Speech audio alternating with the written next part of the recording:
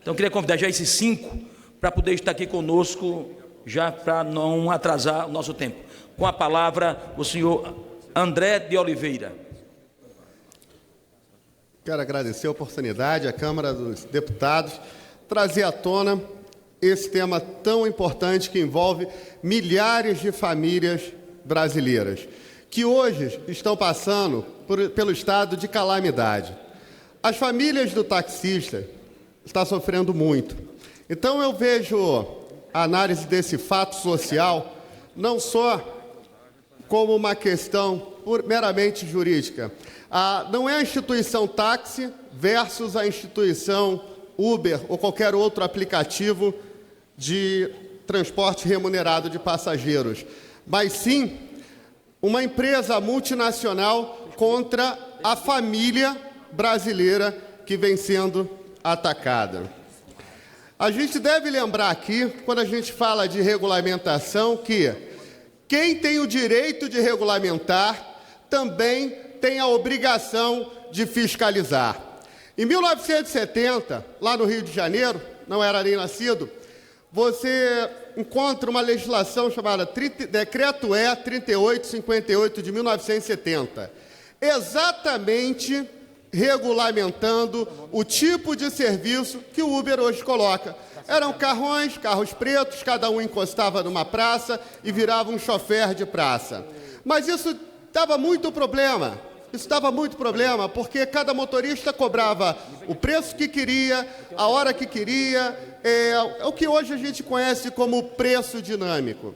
Também tinha a questão da viabilidade econômica financeira desses operadores, que é o que a gente vê hoje, a total abertura que o Uber faz, ou seja, ela não coloca limitações.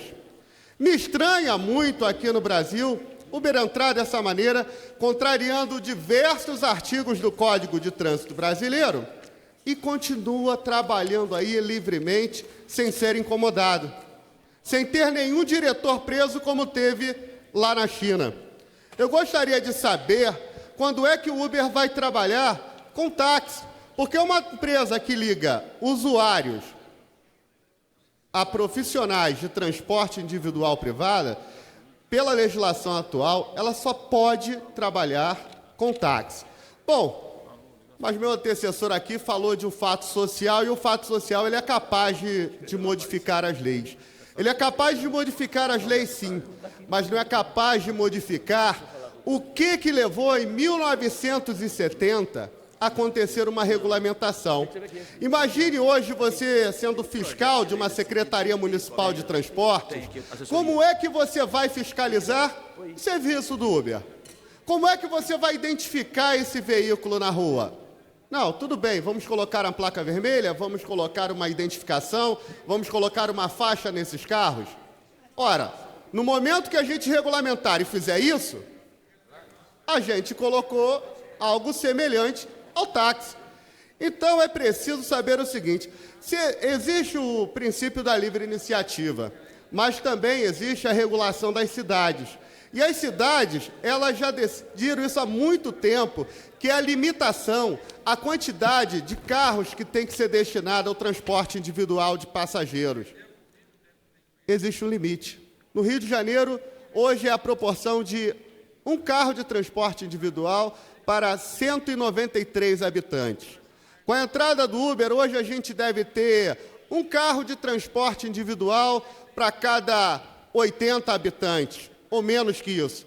Daqui a pouco, a gente vai ter mais oferta do que procura. Daqui a pouco, um taxista vai ter que andar como passageiro de outro taxista, o motorista do Uber e vice-versa. Ou seja, não há viabilidade econômica e há outros impactos no trânsito, há outros impactos na vida da cidade. É um verdadeiro retrocesso, onde hoje se estimula o transporte público de massa e o transporte coletivo, e usa-se o transporte individual como fonte de apoio a essa casa querer regulamentar mais transporte individual. Para quê? Para gerar mais engarrafamento, para aumentar a emissão de gases na atmosfera? Obrigado.